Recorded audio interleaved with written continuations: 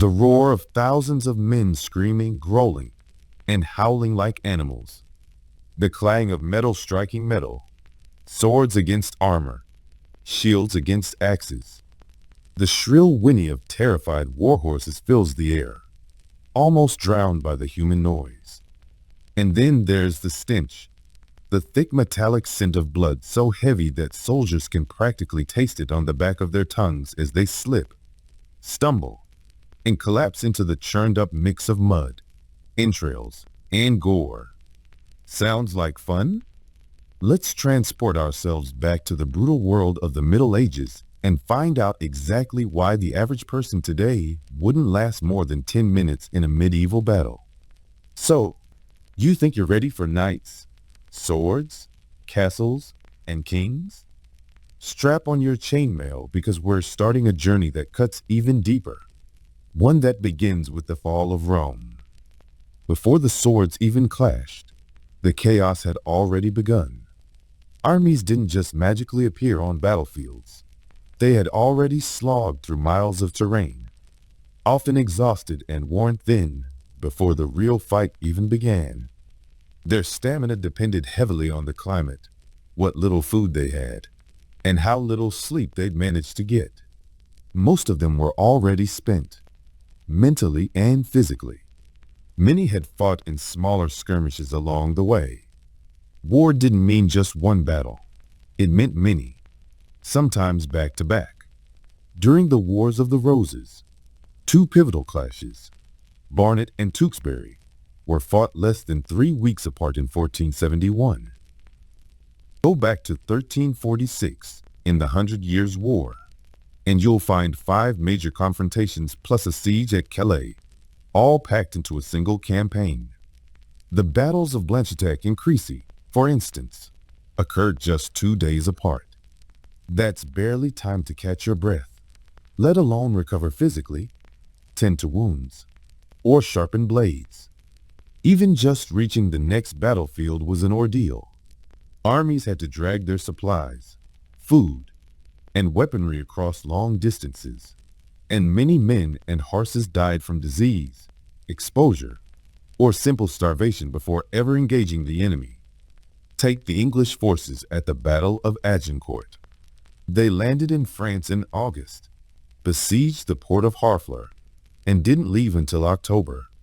By that time, an outbreak of dysentery, known grimly as the Bloody Flux, had torn through their ranks. Hundreds perished. Those who didn't were so weakened that they could barely stand, much less fight. And then there was the noise. The medieval battlefield was not just loud. It was relentlessly deafening.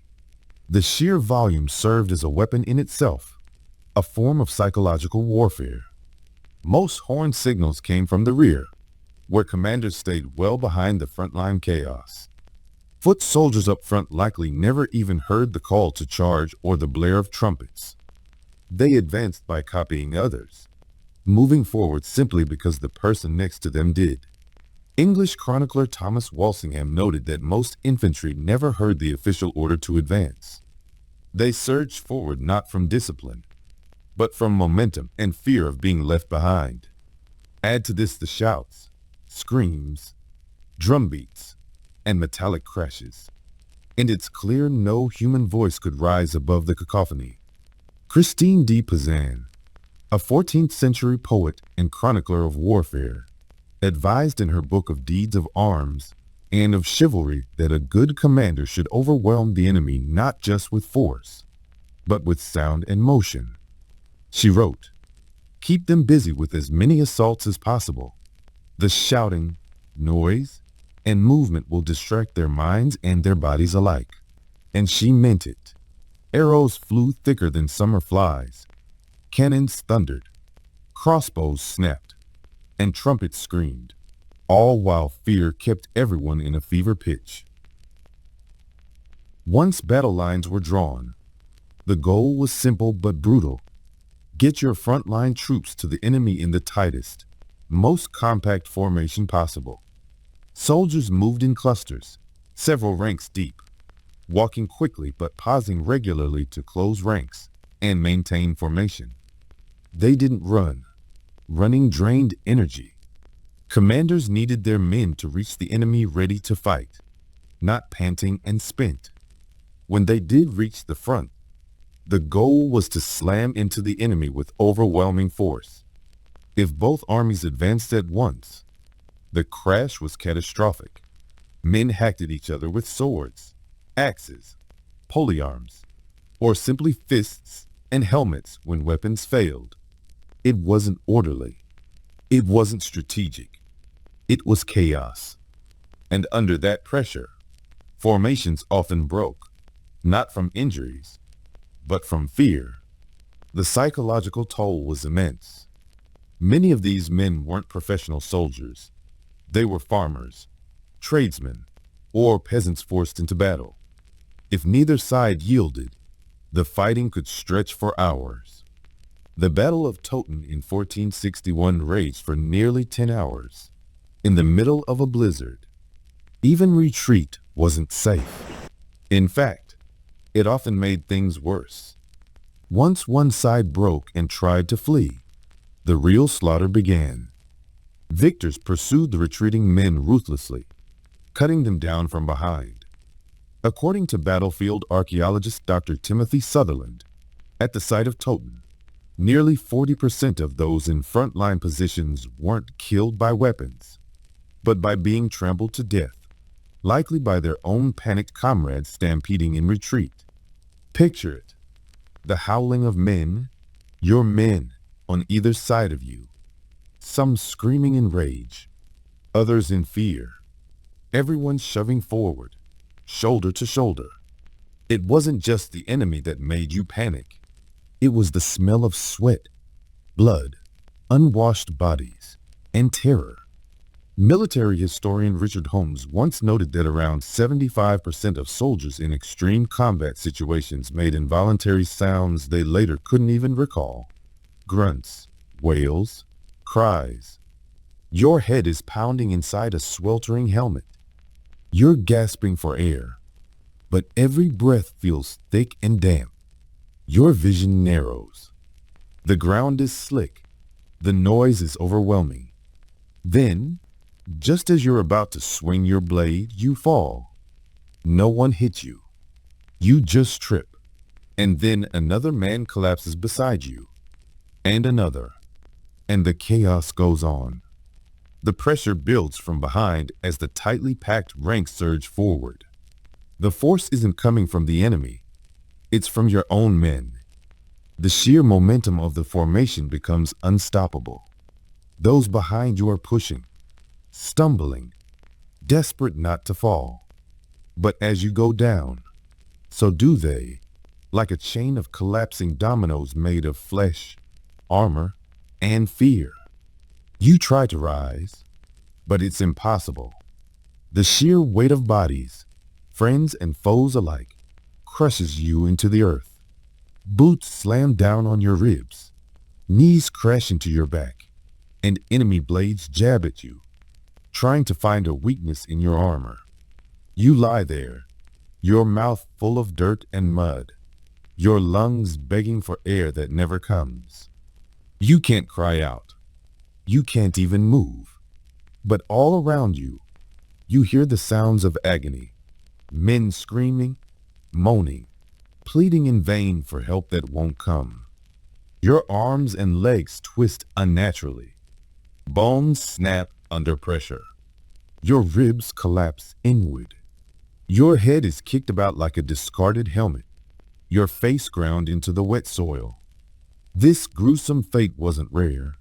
It was the end for countless soldiers at the Battle of Visby in 1361, on Swedish soil. Even those who bore wounds from weapons showed signs of brutal trauma sustained while already lying on the ground, helpless in their final moments. These were injuries inflicted not during battle, but moments before death, paramortem trauma, as it's known today. Every exposed part of the body became a target. Anything left unarmored was fair game. And above all, it was the head that bore the brunt of it. At Toten, of 28 skulls studied, 27 showed signs of violent trauma to the head. This suggests many soldiers either never wore helmets, had them knocked off in the chaos, or possibly removed them in desperation, perhaps from the crushing heat or disorientation. Whatever the reason, it made the head the easiest and deadliest point of attack. Combat manuals from the period confirmed this. Historical records show that striking the head was a primary objective in melee fighting. American medievalist Dr. Kelly DeVries discovered that the dead from French battlefields often had deep downward cuts to the skull or neck, evidence that attackers aimed for the crown of the head when space was tight. And tight it certainly was. The way battles were fought meant there was no room for cinematic swordplay. You didn't swing wide or parry with flair. You struck close and quick, because anything else was impossible. In reality, many foot soldiers weren't armed with swords at all. Swords were reserved for the elite, trained professionals or nobles. Expensive and requiring years of training, they were symbols of rank, not standard gear. On the battlefield, swords accounted for only about 25% of the weaponry. More common were axes, spears, maces, and even crude farming tools. A sharpened shovel, a rusty scythe, or a pitchfork could kill just as effectively as a polished broadsword. In the end, dead was dead, regardless of the weapon. Dr. Alan Williams, an authority on historical armor, studied how unbearably hot it became inside a medieval helmet. His research found that within just 20 minutes of combat, the internal temperature could exceed 110 degrees Fahrenheit. That heat was deadly.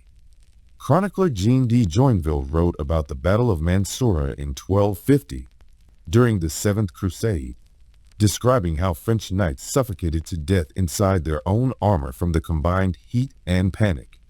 At Toten, it wasn't only battle that claimed lives. As the defeated Lancastrians fled, many were trampled by their own side in the desperate crush to escape. Others drowned in icy rivers, swept away in panic. Chroniclers said the rivers ran red for days with blood. And when the fighting was done, the horror continued. The victorious army didn't walk away. They returned to the battlefield. The wounded were looted, the dead stripped of anything valuable. Weapons, belt buckles, pins, even bits of clothing were scavenged. Nothing was left behind. Armor was taken, mail yanked off corpses, even the boots stolen. Dignity had no place here. The Bayeux Tapestry, which records the Battle of Hastings in 1066, illustrates this grisly custom, soldier disrobing the fallen.